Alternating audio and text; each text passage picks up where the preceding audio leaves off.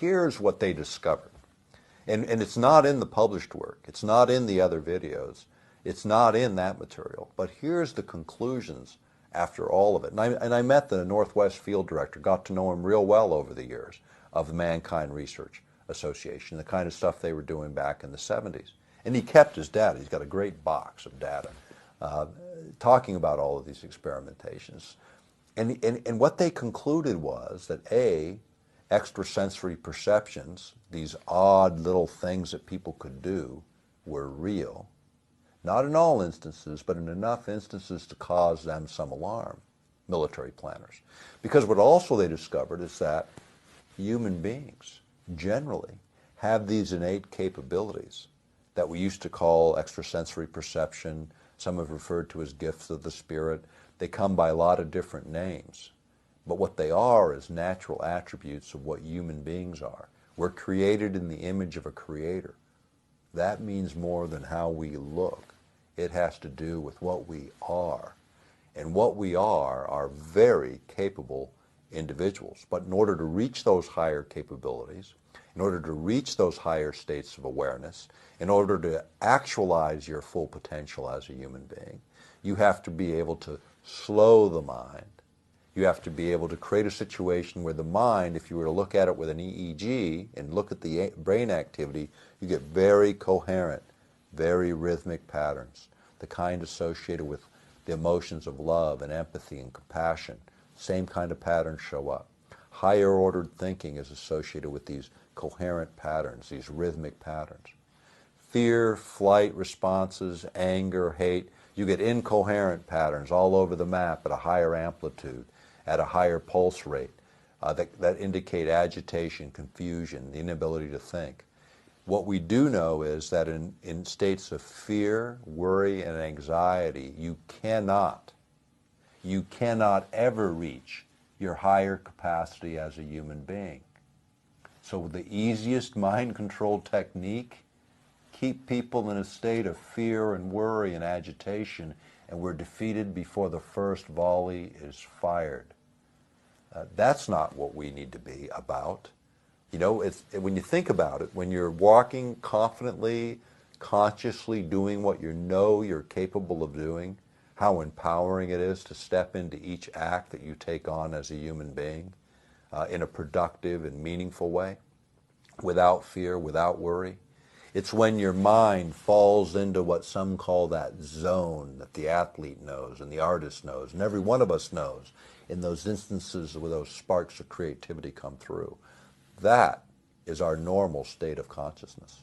If you were to look at it in the lower range of the alpha range where you are in that most creative mindset, you'd be between 7 and 8, 7 and 9 hertz pulses per second. The planet naturally oscillates at 7.83 hertz pulses per second. Isn't that interesting? Correlates perfectly with the ideal state for awake, conscious living when you're awake.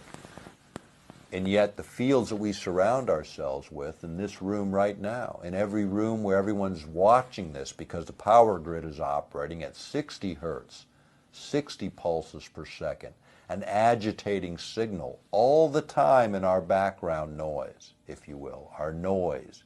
Because think about it, in a crowded room, all the noise you hear and you're having a conversation with your friend, and you block out all that background noise. We do the same thing with electromagnetic fields. I'll tell you when you notice it. I couldn't use this analogy in Germany. I'll tell you why in a minute. But think about when the power fails in your community. When the power goes out, completely goes out, the power grid's down. Now everybody remembers it given all the winter storm activity. And the first thing you notice how quiet it is because the refrigerator's not humming along, the air conditioner or the heaters aren't blowing air around.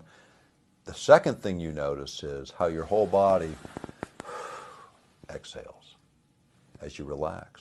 Same feeling when you come in from a hard day of work and you're wearing your insulated soles on your shoes, and the first thing you do is you kick them off and you come back into ground with the pulse rate of the planet and you relax.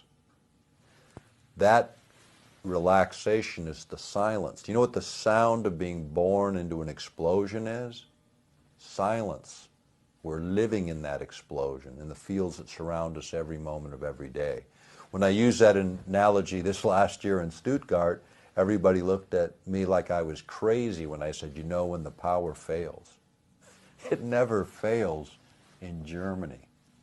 People with gray hair never remember a power failure since World War II ended. You know, I mean, we don't even think about that. I mean, you talk about the contrast in technology. I can't even use the same analogy in Europe because it doesn't make sense because their technology happens to run smoother. And we invented the power grid for all practical purposes. But again, you know, I say it humorously, but at the same time recognizing under all this are these very real effects that we have to recognize. So how do you learn how to control you? You know, people ask me all the time, you know, you talk about a lot of technologies generate a lot of concern, some levels of anxiety. That's not my intention. My intention is to inform so we can begin to think about this stuff in a productive, constructive way and how we address it. But more importantly, the more important part of this message and anything that I've said in the last couple of days is about the fact that we are more than we think we are. There are no small things. There's only things that are undone. Each thing that we do as individuals matters. It matters a lot, more than you might even realize or recognize. And there are no small things. And what I do versus what you do, it's not a size issue.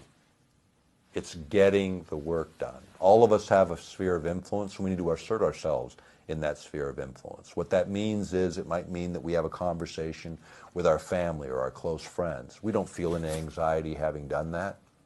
When the anxiety creeps in, back off. Think about what you're doing. It should be like breathing if you're working outside of fear and outside of worry, and you're working in a way that is possible, where you acknowledge it's possible.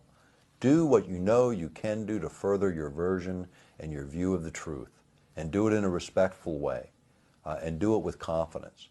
And don't lift the burden if it's too heavy. There's someone else that'll lift it for you, or lift it with you. But do something in favor of what you believe to be right and true, whether it's on any of the issues we've covered today or on some other issue, but something that you care about and recognize there's a billion other people doing the same thing, and we're not waiting for an organization to form. We're already standing in it. It's called the human race. Participate in it.